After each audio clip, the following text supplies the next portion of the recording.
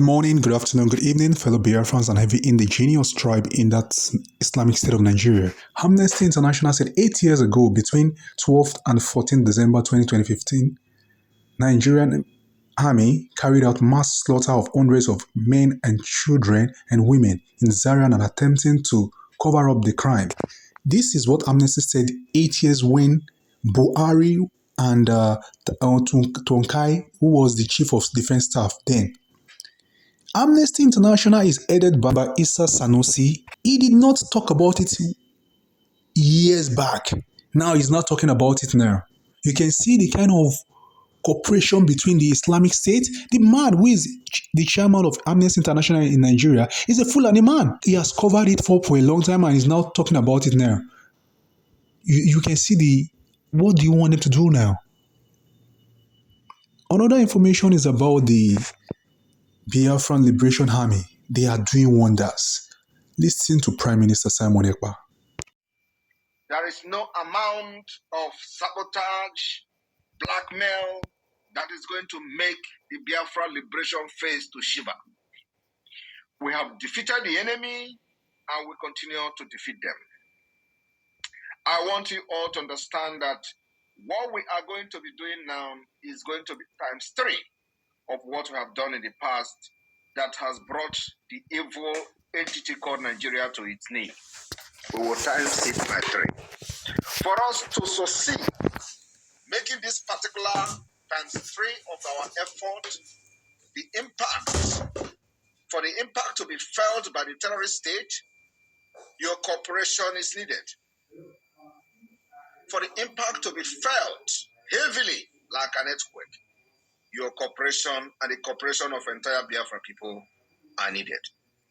Tomorrow and next tomorrow, Biafra land will be under lock and key. I want everyone to understand there is no celebration without freedom. You have celebrated for decades, yet you are being killed like chicken every day. Until now. You have celebrated for many, many years, yet you cannot go back home like you used to go, even before the emergence of Simon Ęxpøse and Biafra government in exile. You have been terrorized by Nigeria security agents, terrorists in uniform, for many decades. If it is not you, it is your siblings. If it's not your siblings, it is your extended family.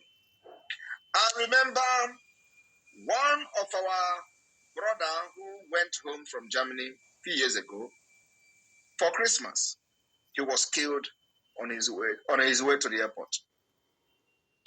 I remember some of our Oduduwa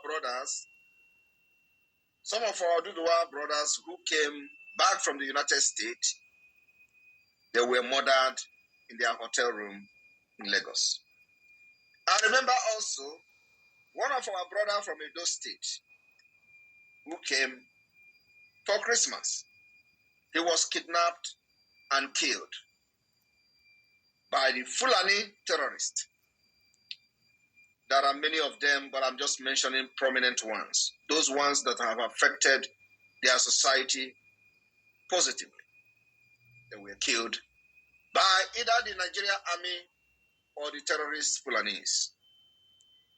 And now we are engaging them man to man.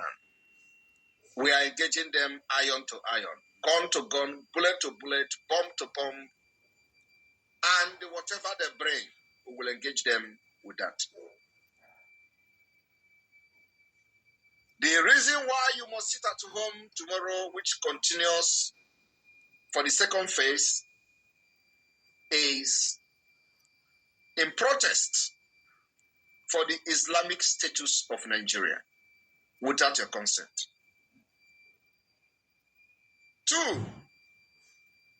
even though they have decided to change Mazi Nnamdi Kanu's court judgment, we will continue to use this particular sit at home to demand his release and to continue to call the subconsciousness of Biafrans not to forget Mazi Nnamdi Kanu. 3 is to continue to prepare the mind of Biafrans that we are about to go home. The days of declaration of Biafra is fast approaching. And we are training you to be mentally strong. The reason, again, is that you don't prefer us to be throwing bombs at each other with the Nigeria terrorist state than the particular approach we are using at this point, which is the guerrilla warfare. I don't think you will prefer bomb being thrown in your market than this sit at home, because that is the second phase or the second choice you have.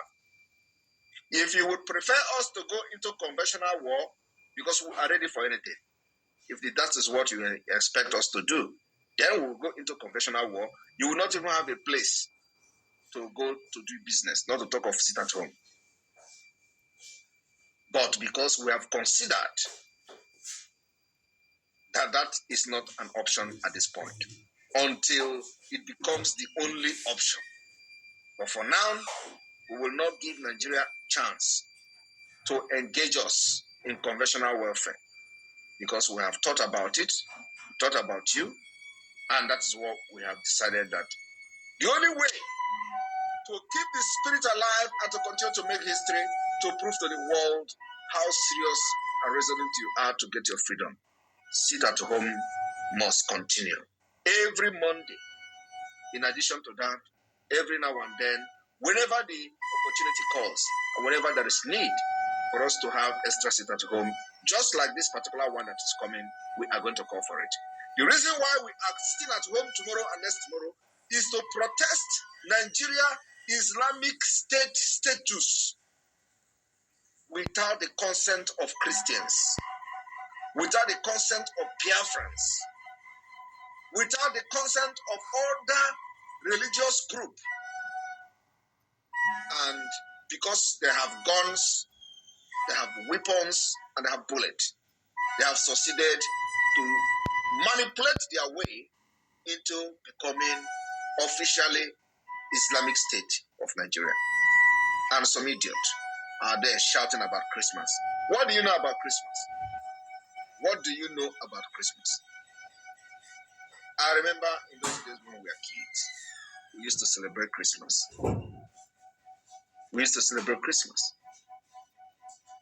In 1999, when the so-called democracy came back to the zoo, when Obasanjo became the president, some of us didn't know anything else. That what we wanted to know is that, oh, a Christian has become the president. Now we have Obasanjo, he's a Christian. I don't know how many of you listening to me this evening on Space actually remember this, that it was a big thing in our different schools in those days. They say, who is the president of Nigeria in 1999? They say Obasanjo is not the president, he's a Christian. Now, oh, everybody was celebrating it. Now we have Christian president. As far back as then, we were able to fight between Christians and Muslims. Today, it is no longer about just talking in primary school or secondary school. It is now guns and bullets that is talking for them. Some of you have been caged using religion that you shouldn't defend yourself. That is what we are doing today. Defend you to the last. The Biafra government has taken that responsibility. You can never be forced into Islamic State of Nigeria.